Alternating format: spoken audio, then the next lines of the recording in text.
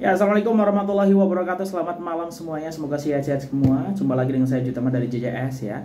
Di kesempatan ini aku kembali akan cakap soal player dari Johor Darul Takzim ya. Entah itu yang dipinjamkan atau yang baru saja datang ke Johor Darul Takzim ya. Yang pertama itu soal Safawi Rashid di Thai League, kemudian Markdon ataupun Leridon Krasniki, ketiga soal Diogo ya, player baru dari JDT, serta spekulasi ada jutawan Arab yang akan jadi penaja utama Kedah musim ini. Ini menarik ya, karena kemarin ada KL City yang digosip-gosipkan juga akan diakuisisi jutawan ataupun pengusaha muda di Malaysia, dan mungkinan dengan masuknya investor itu daya belinya mungkin meningkat dan potensi untuk mendekati JDT makin terasa ya. Tapi apakah itu terbukti, kita tunggu nanti. Dan ini Kedah dikaitkan dengan jutawan Arab. Nah, kalau kita ngomongin Arab tuh erat kaitannya dengan uang yang tak pernah putus gitu ya, karena banyak sekali uang di sana gitu.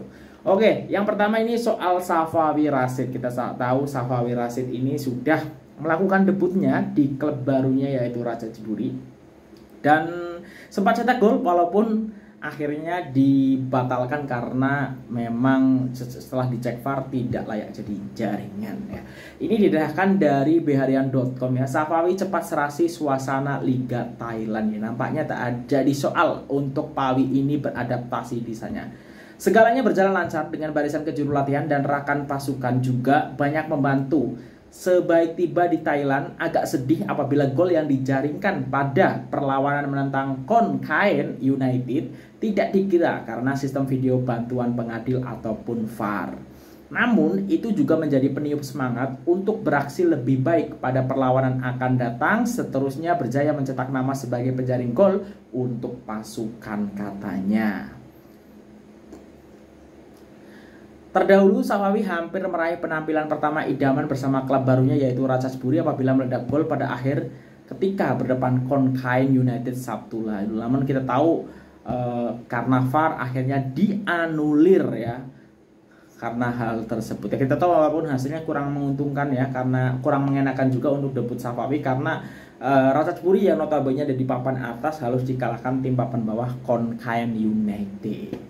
Nah, yang menarik, sebelumnya kan aku sempat cakap ya, laga melawan Khon Kaen United ini akan mempertemukan player Malaysia lain yang ada di Johor, yang dipinjamkan Johor Darul Takzim di Thai League, yaitu di Khon Kaen United, yaitu Leridon Krasniki, pemain yang memang erat kaitannya sering dipinjamkan oleh JDT ke beberapa liga ya. Sebelum ini kita tahu ada di India dan juga di Australia.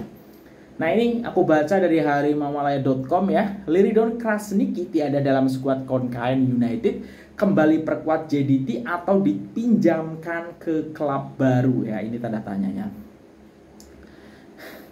Dengan ketiadaan pemain berusia 31 tahun itu dalam skuad Khon Kaen, ia bermakna beliau akan kembali ke JDT. Tetapi persoalannya kini, adakah Markdon berada dalam perancangan skuad Harimau Selatan untuk musim ini, atau beliau akan dipinjamkan ke klub baru? Ini karena berdasarkan perkongsian pemilik JDT yaitu Tunku Mahkota Johor, Tunku Ismail Idris baru-baru ini telah memberi bayangan barisan skuad utama JDT musim ini, dan nama Markdon tiada dalam senarai itu. Terdahulu sejak menyertai JDT ya tahun 2021, beliau jarang mendapat tempat dalam skuad utama dan telah dipinjamkan di beberapa klub di luar negara ya, termasuk Newcastle Jets bersama Sarian Abimanyu pada masa itu, Odisha FC India sebelum ke Khon Kaen. Mungkinkah beliau akan kekal di Liga Super dengan menyertai klub lain secara pinjaman? Jika ya, klub manakah yang akan menjadi pilihan beliau? Adakah Markdon akan kembali reunian dengan Tan Chen Ho dan Ramon Marcote di Selangor? Boleh jadi juga karena semua sedia maklum hubungan TMJ dan Raja Muda Selangor yang merupakan pengurus klub Gergasi Merah Kuning itu sangat baik. Jadi tidak terkejut sekiranya Markdon ke Selangor, dan mungkin di bawah bimbingan Chen Ho dan Marcote, prestasi pemain dari Kosovo itu akan kembali menyerlah seperti ketika beliau di Kedah Darul Aman FC. Ini karena ketika itu Kedah Darul Aman dikendalikan oleh Chen Ho dan Marcote, dan Markdon menjadi pemain yang cukup menjadi perhatian sehingga digelar sebagai arsitek terbaik Liga Super ketika itu. Semoga berjaya untuk Markdon dan Don untuk musim ini. Nah, kalau ini kan berarti dikait-kaitkan dengan Selangor karena faktor Tan Chen Ho ya. Tapi kalau saya pribadi, kalau misal pun ke Liga Super ya, kalau misalnya tadi spekulasinya ke Selangor, kalau aku subjektif ya juga mungkin boleh jadi ada Kedah ya. Kedah kan sebelum ini juga ada komunikasi dengan JDT, apakah itu mengarah ke Mardon ataupun Syafiq Ahmad ya. Boleh jadi macam itu ya. Tentu ketika akan dipinjamkan klub Liga Super Malaysia pasti akan sesuai dengan yang pernah dialami oleh Stuart Wilkin. Nampaknya akan ada klausul ya menurut aku loh, kalau misalnya memang balik ke Liga Super dan tidak menyertai JDT ya, akan ada klausul bahwa tak boleh dimainkan ketika melawan Johor Darul Ta'zim. Kita tunggu saja apakah memang Mardon ini kembali ke Liga Super, ke JDT, tapi nampaknya tidak ya, karena yang sebelum ini yang keluar itu tak ada nama Mardon. Kalau misalnya balik ke Liga Super, apakah dipinjamkan klub mana? Selangor, Kedah, atau mungkin ke LCT atau klub yang lain? Nah, mungkin korang boleh berspekulasi dengan tulis di kolom komentar. Ini menarik ya, karena sebenarnya Mardon walaupun tak mendapatkan tempat di JDT, sebenarnya secara kualitas kalau untuk ukuran Liga Super masih sangat boleh bersaing. Itu kaitannya dengan Liridon Krasniki ya.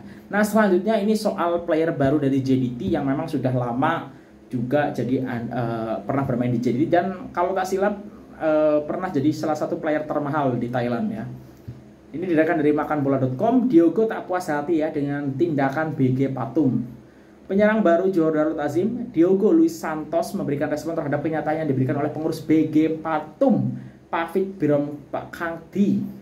Pengurusi BG Patum menandakan bahwa mereka mahu mengkekalkan hikmat Diogo sehingga habis musim, namun penyerang Brazil itu mau menamatkan kontrak dengan lebih awal meskipun juru latih telah ditukar. Sebelum ini Diogo difahamkan ya mempunyai masalah dengan juru latih lama karena tidak diberikan tempat utama dalam skuad, sehingga kan nama beliau tidak tersenarai dan kontraknya tamat serta-merta pada bulan November tahun lalu.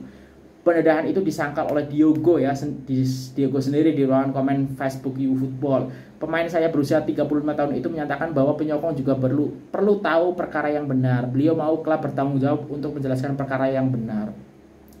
Klub patut malu dengan apa yang dilakukan kepada saya. Mereka sepatutnya lebih menghormati peminat. Orang tidak tahu 10% apa yang berlaku di dalam. Demi bola sepak Thailand harus lebih telus, katanya di ruang komen Facebook ya. Diogo akui ini adalah tindakan tidak profesional daripada pihak klub. Beliau malu dengan BG Patum yang tidak jujur dalam situasi begini. Ya, jadi di sini berarti Diogo menolak bahwa yang pengen mengakhiri dengan klub itu adalah Diogo, bukan klub ya. Di sini statement dari Diogo mengkontra apa yang narasi yang ada di Facebook. Nah, dan sekarang memang kita sudah tahu Diogo akan di JDT. Jadi pertanyaannya adalah apakah ini kan permasalahannya Diogo tidak mendapatkan tempat juga di Johor di BG Patum. Nah, bagaimana dengan di JDT? Karena ya kalau kita tengok catatan rekodnya Beksen da Silva ya, kalau Diogo menggantikan Beksen ini menurut aku agak sukar juga ya, karena Beksen ini lebih produktif, lebih agresif dibandingkan Diogo yang mungkin kalau Diogo cenderung mungkin benar-benar tipe striker murni. Beksen mungkin iya, tetapi Beksen punya sisi lain, hal penetrasi ya, mengejar bola ya, dan segala macamnya itu menurut aku lebih baik Beksen, dan secara usia juga lebih muda Beksen. Tapi kita tengok saja nanti strategi apa yang akan dimaksimalkan oleh Esteban Solari dengan komposisi pemain yang sangat-sangat melimpah nantinya. Nah, selanjutnya ini soal Kedah Darul Aman.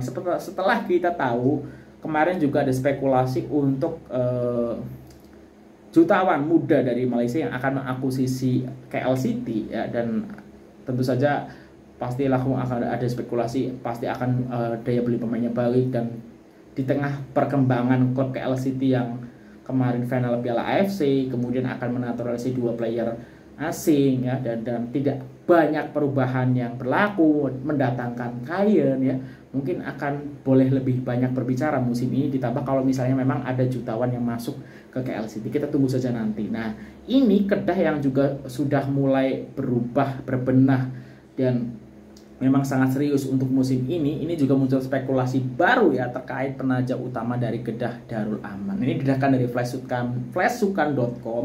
Bakal penaja utama, tanya pemilik Kedah Darul Aman FC, bolehkah Kedah menjadi juara tahun ini? Ya, ini aku baca ya. Kedah Darul Aman FC, Tan Sri Dr. Daud Bakar terus gigih mencari formula terbaik buat pasukan bola sepak negeri itu apabila mengadakan pertemuan dengan penaja utama Kedah FC di Dubai. Ya, ini keren sekali ya. Menerusi perkongsian dalam laman Facebook pada Selasa, beliau sempat berbual santai dengan rekan penaja termasuklah mengenai persiapan sang kenari musim ini. Rekan penajanya bertanya bolehkah Kedah menjadi juara tahun ini, lalu beliau menjawab kami akan coba sedaya upaya dan berjuang. Kini penyokong Kedah mulai mengharap dan berspekulasi adakah jutawan dari negara Arab yang bakal menjadi penaja utama skuad hijau kuning. Apapun, semoga peminat setia Kedah terus bersabar dan menunggu pengumuman resmi dan dari mulut Moh Daud sendiri apabila tiba masa yang ditetapkan. Nah, ini menarik ya perkembangan bola sepak Malaysia musim 2023 ya, dan semoga walaupun Unify tak melanjutkan kontraknya dengan Malaysian Football League, semoga bagi saya yang di luar Malaysia yang pengen tengok diberikan kemudahan aksesnya. Mungkin itu untuk video kali ini. Kalau ada kesilapan aku mohon maaf. Sehat-sehat semuanya. Wassalamualaikum warahmatullahi wabarakatuh.